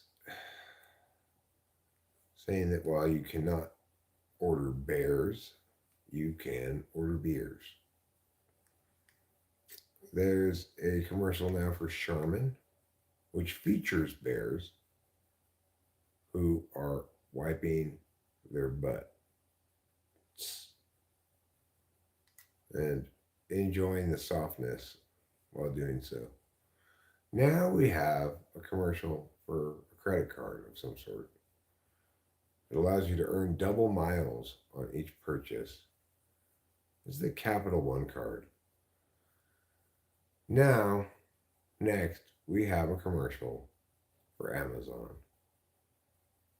In case you weren't aware already, you can purchase things on Amazon and thereby avoid going to the store. Now we have a commercial for NFL products. You can buy a pair of Eagles overalls, for example, or a Cleveland Browns baby onesie. Here is some Pittsburgh Steelers gear. All right, now we're back to Las Vegas. We're getting a heads up about what will be included in the Chevrolet post-game report.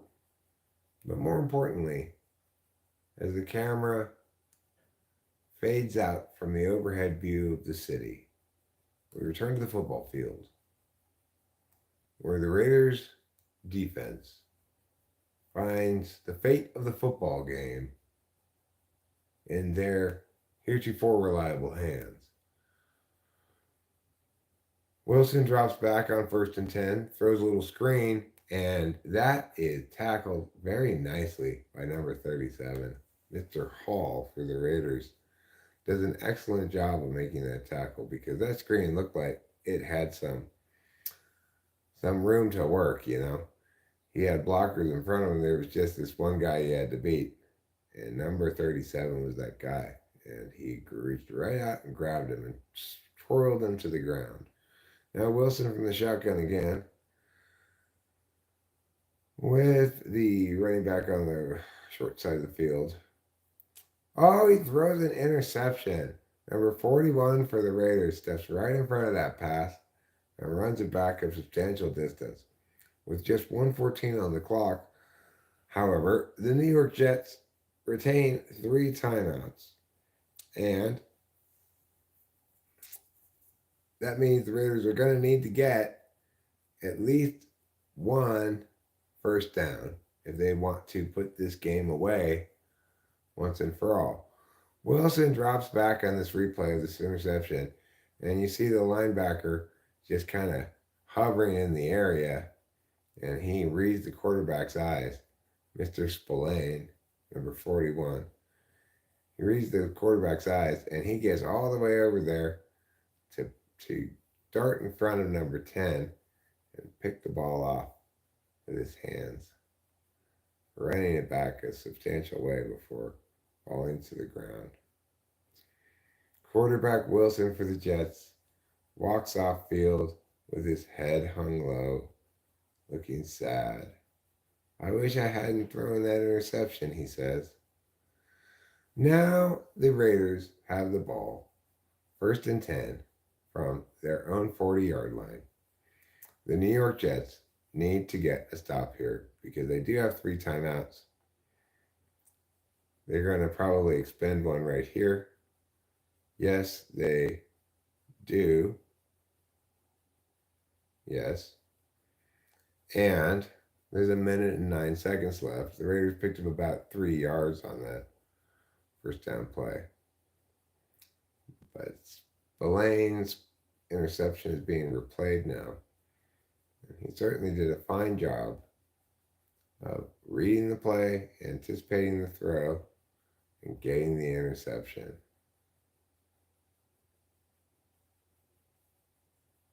His coach is very happy with him and says loving words into his ears. Okay, now the Raiders with 2nd and 5. They're going to hand the ball off again to Jacobs. He's going to get nothing. Of course, the Jets know they're going to run. The Raiders know they're going to run. Everybody in the stadium knows they're going to run. The danger is going to be here on this 3rd down play after the Jets, of course, predictably use their 2nd timeout. The danger being this. If you are the Jets coach, do you sell out on the run? And if you are the Raiders coach, do you opt for a play action pass? Play action pass could put this thing away, no problem. A run is likely to get stuffed. You're going to have to punt and get another defensive stop. The Jets have shown no potency as an offense this whole game. So it may be wisest to just put the ball in the hands of the running back, try to get a first down that way, but resign yourself to punting. Instead, no, it is the play action pass, and oh my goodness, it almost gets picked off. Not only does it almost get picked off, of course, because it's an incomplete pass, it stops the clock. The Jets get to retain a timeout, and we'll get the ball back with about a minute left on the clock. So the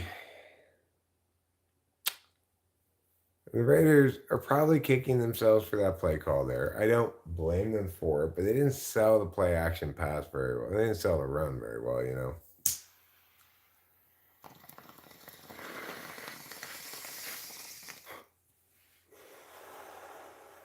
Now there's a flag.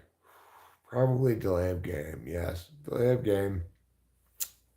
The Raiders are fine taking the 5-yard penalty, kicking it from 5 yards further back. They got probably gives them a little bit more room for the punter or something to operate, because otherwise they'd probably be a little too close to the end zone. That may even be by the punter's request. Can you take a penalty, push us back 5 yards? They prefer to punt from there. It's conceivable. Anyway, Mr. Cole, the punter, gets run into by the pile.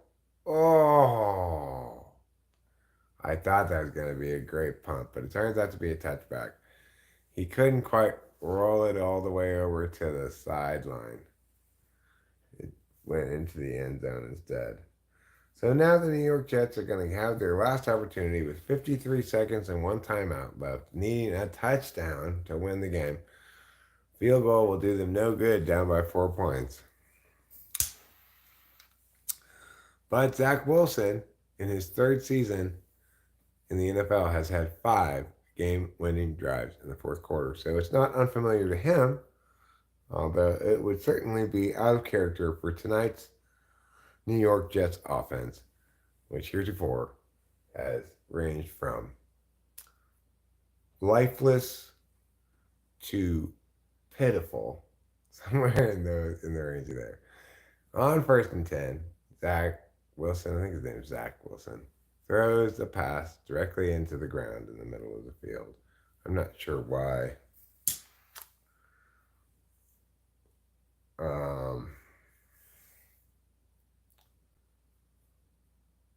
Next, we have 2nd and 10. Wilson in the shotgun again, taking the snap.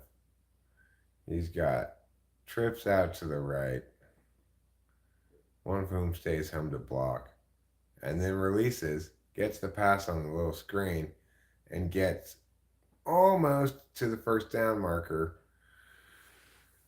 bringing up 3rd and short with the clock ticking and 31 seconds left. Urgency on the part of Wilson to get the ball off. Here, he gets the snap, releases the pass, gets the ball downfield to the 45-yard line of the Raiders, where they will have a first down. They're rushing up to try to clock the ball. They probably should just use this last time out here. They do, finally. They wasted 4 or 5 seconds making the decision, but they did the best they could, taking the time out there. It would have been foolhardy to try to run up and clock the ball after that big reception. That was a great pass and completion by Wilson. He threw it like off balance as he's being hit by the Raider guy and still gets it right to the guy's hands. Pretty impressive throw.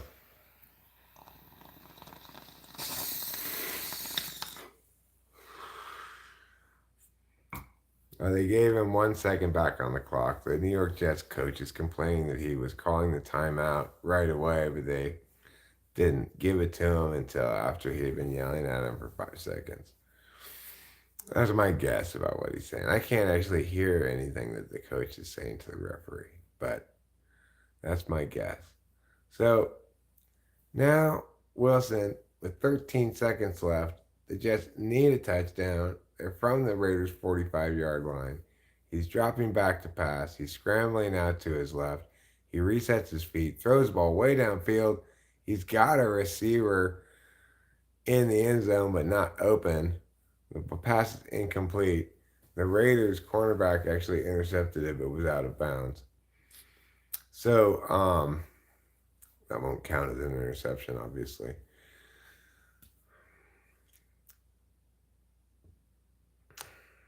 It had zero chance of being completed at any point. Let's just put it that way. There's no way that would ever be completed. Okay, now, the New York Jets are down to probably their last play with 5 seconds left, unless they want to try to throw a quick out, like a 4-second quick out, and then have a last play. It's the only other possibility. The Raiders call a timeout. The Raiders coach is yelling at his players, "You're not in the right place. Stand over here, not over there." He's saying things like that to them. Again, I'm speculating what's being said here. I can't actually hear what they're saying. Number 2, that's Wilson for the New York Jets, is jogging back out to the field, looking to take the final snap of the game and hoping that he can cause a miracle ending to the game here with a pass into the end zone completed for a game-winning touchdown with just 5 seconds left. And he snaps it, takes it from the shotgun, 5 wide. He's almost sacked. He gets away. He's still almost sacked again. He gets away again. Now he makes himself room, and he throws the ball all the way to the end zone. And oh my goodness, it hit a Jets guy in the hands, and he couldn't catch it. What? Oh my God. The Jets almost won that game. How did this guy not catch this? Let me see what's going on here. This is crazy. He's right there. He had it. How did he not catch that? the Jets guy throws it into the end zone. Wilson throws it into the end zone. He, after this incredible scramble away, gets it. It hits number 17 right in the hands, and he can't catch it. Yes, number 17 was jumped way up in the air and stuff, but it was exactly what the Jets wanted. It hit their player in the hands after that crazy scramble, and the Jets receiver just could not catch it. So the Las Vegas Raiders beat the New York Jets by a score of 16-12. They're thereby improving their record to 5-5, while the Jets, in contrast, dropped to 4-5, one game under 500. And the Raiders are lucky to walk away with that win because number 17, receiver Wilson, he should have caught that pass. It's crazy that he didn't catch it. Because you can't ask for better than that in that circumstance. Yeah, he was all jumped up in the air and falling over somebody else, but he had his eyes on the ball and his hands on the ball. Like, slow this down. Like, how does he miss that? They're showing the replay right now. They're showing it again. How does he even miss this? Oh, I see. No. He didn't really have his hands on the ball as much as it looked like. Number 83 in front of number 17 tried to get it, and he knocked it away from number 17. His teammate did. In other words, there were two Jets there, either of whom could have made the catch. But because they were competing against each other for it, neither of them did.